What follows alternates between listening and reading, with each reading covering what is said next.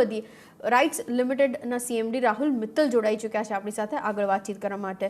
शुक्रिया सर मेरे साथ जुड़ने के लिए। Very good afternoon. शुरुआत में ओवरऑल नंबर से करना चाह रही थी क्योंकि स्ट्रॉन्ग नंबर्स हैं, जो एग्जीक्यूशन में पीसअप आया है उसकी वजह से प्रोबेबली हम लोग एक बेहतरीन परफॉर्मेंस देख भी रहे हैं, लेकिन मुझे शुरुआत एक्चुअली मार्जिन्स के फ्रंट से करनी थी। ऑपरेशनल नंबर्स में एक अच्छा खासा इजाफा है, मार्जिन्स थोड़े बहुत श्रिंक हुए हैं, क्या वजह थी? और साथ ही इस पूरे क्वार्टर के हाईलाइट्स कुछ अगर आप मुझे बता पाएं, उसी से शुरुआत करें। नमस्कार। देखिए, नंबर्स काफी एनकरेजिंग रहे हैं Q3 में। Q2 से अगर आप कंपैरिजन करें तो केवल मार्जिन में थोड़ा सा डिक्लाइन है, परंतु अगर आप ओवरऑल देखें 9 मंथ्स में, क्योंकि Q2 was just after Q1, तो ओवरऑल ट्रेंड अगर देखें 3 महीने का 9 महीने का, तो हमारा जो कंपैरिजन बेसलाइन हमने टारगेट कर रखा है to come to the 1920 baseline levels, उसमें अगर आप देखें तो it has been very appreciable. We are very encouraged by it. हमारा चाहे वो रेवेन्यू हो 1920 लेवल्स पे आ गया 1800 करोड़, हमारा कोर एबिटा उस रेंज में आ गया है 450 करोड़, हमारे मार्जिन उसी रेंज में आ गए हैं 24.6%।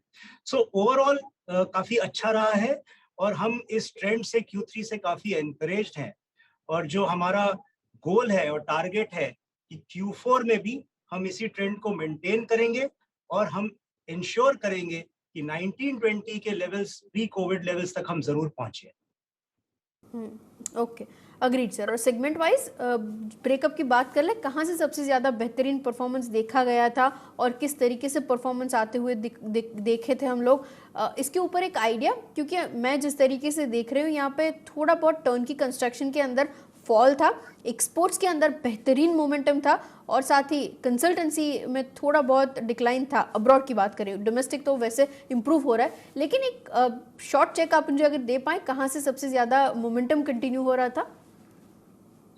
देखिए, हमारा एक्सपोर्ट परफॉर्मेंस जैसे आपने सही कहा बहुत अच्छा रहा है। इनफैक्ट पूरे 9 महीने मिला के हम करीब 700 करोड़ पहुंच गए हैं और हमारे मोजाम्बिक और श्रीलंका का शिपमेंट बहुत शेड्यूल पे है, तो Q4 में भी हमारा एक्सपोर्ट मेंटेन रहेगा।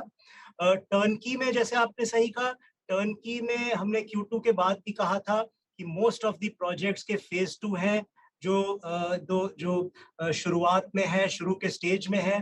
टर्नकी में थोड़े लॉन्ग लीड रेवेन्यू रियलाइजेशंस होते हैं और उनका रेवेन्यू रियलाइजेशन Q4 और अगले साल के Q1 से आना शुरू होगा। कंसल्टेंसी मोरलेस सेम ट्रेंड में रहा है और कंसल्टेंसी इनफैक्ट Q4 में और आगे Q1 में बिल्डअप ही करेगा। तो ओवरऑल ट्रेंड बहुत एनकरेजिंग है और जैसे मैंने कहा, एक्सपोर्ट अगले साल तक भी Q1 Q2 तक जाएगा और हम कोशिश कर रहे हैं कि आगे भी हम एक्सपोर्ट के ऑर्डर लाएं, सो दैट बैलेंस पार्ट 22-23 में एक्सपोर्ट के भी और रेवेन्यू आते रहे। Okay, agreed sir. अच्छा, एक क्विक बात जो मुझे समझ नहीं, क्योंकि रॉ मटेरियल प्राइसेस की जो प्रेशर हम लोग देख रहे हैं वो अक्रॉस द इंडस्ट्रीज थोड़ा बहुत ज़्यादा चैलेंजिंग टर्न आउट हो रहा है। आपके लिए ये किस तरीके से स्ट्रैटेजाइज कर रही है आपकी कंपनी, जिसकी वजह से थोड़ा बहुत मिटिगेट तो हो पाए? यहाँ से मार्जिन्स की बैंड कैसे रहेगी पूरा साल, हम लोग अंत होते हुए कैसे देखेंगे बैंड जो आप मेंटेन करने की कोशिश करेंगे? देखिए, हमारे लिए कंसल्टेंसी में रॉ मटेरियल का ज्यादा इम्पैक्ट नहीं होता। जो हमारा रॉ मटेरियल कॉस्ट का इम्पैक्ट होता है वो प्राइमरली एक्सपोर्ट ऑर्डर्स में होता है और टर्नकी में होता है। करेक्ट। तो उसमें हम जो एक्सपोर्ट ऑर्डर्स हैं उसमें इन एनी केस ये लॉन्ग लीड ऑर्डर्स होते हैं, उनमें the input cost normalises over a period of time. जो टर्न की है उनमें the project cost again they are spread over about 2 to 3 years realisation, तो इसीलिए उसमें भी वो इवन आउट हो जाता है।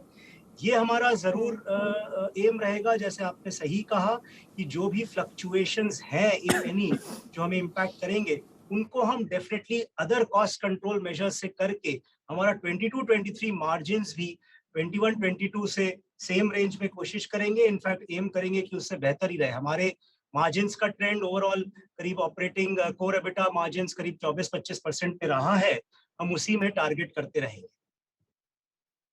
Okay, agreed. और ऑर्डर बुक वो किस तरीके से वर्कआउट हो रही है, इसके कुछ नंबर्स आप अगर मेरे साथ शेयर कर पाएं। FY22 एंड कैसे करेंगे हम लोग, FY23 के लिए ऑलरेडी किस तरीके से पाइपलाइन दिख रही है? देखिए Q3 भी बहुत एनकरेजिंग रहा, हमें 300 करोड़ के ऑर्डर मिले Q3 में, जिससे हमारा इस साल का 9 महीने का क्यूमुलेटिव 1630 करोड़ के ऑर्डर फ्रेश मिले, जो इनफैक्ट पूरे लास्ट ईयर 1840 करोड़ के ऑर्डर मिले थे। इस साल हमें 9 महीने में ही 1630 करोड़ के मिल गए हैं। इस समय हमारा ऑर्डर बुक 5100 करोड़ का है, जिसमें करीब 2200 करोड़ कंसल्टेंसी है, करीब 2100 करोड़ टर्नकी है और करीब 675 करोड़ एक्सपोर्ट है। जैसे मैंने कहा, इस 675 में से करीब 400 करोड़ अगले साल तक स्पिल ओवर होगा।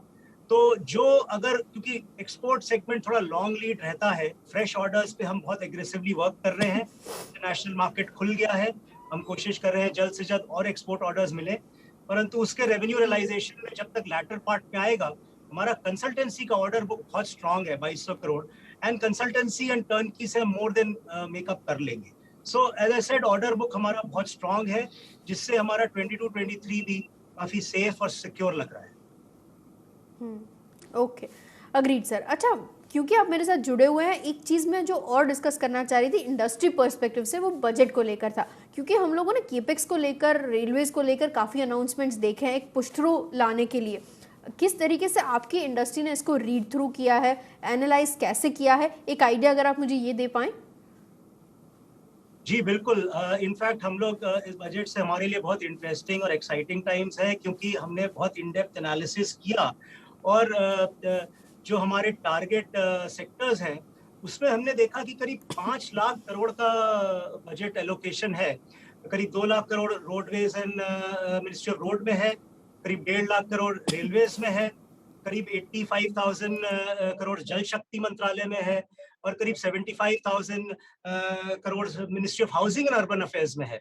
तो ये सभी एरियाज में जिसमें हम एग्रेसिवली कंसल्टेंसी करते हैं, जैसे मिनिस्ट्री ऑफ हाउसिंग में बहुत सारे स्मार्ट सिटी प्लान्स हैं, हमारे जल शक्ति, रिन्यूएबल वाटर में, रिसाइक्लेबल वाटर में, एनवायरनमेंट में, इन सब में हमारे बहुत सारे एग्रेसिव कंसल्टेंसी ऑर्डर्स हैं। तो जैसा मैंने कहा, हमारे लिए तो ये बहुत अच्छी अपॉर्चुनिटी है एंड हम इस पे काफी एग्रेसिवली कैपिटलाइज करेंगे in the coming months and the next year. So जैसा मैंने कहा, it is very very exciting and we will capitalise in सभी वर्टिकल्स में। हम डेफिनेटली काफी ज्यादा, हमें आशा है कि कंसल्टेंसी के और टर्नकी के ऑर्डर्स मिलते रहेंगे।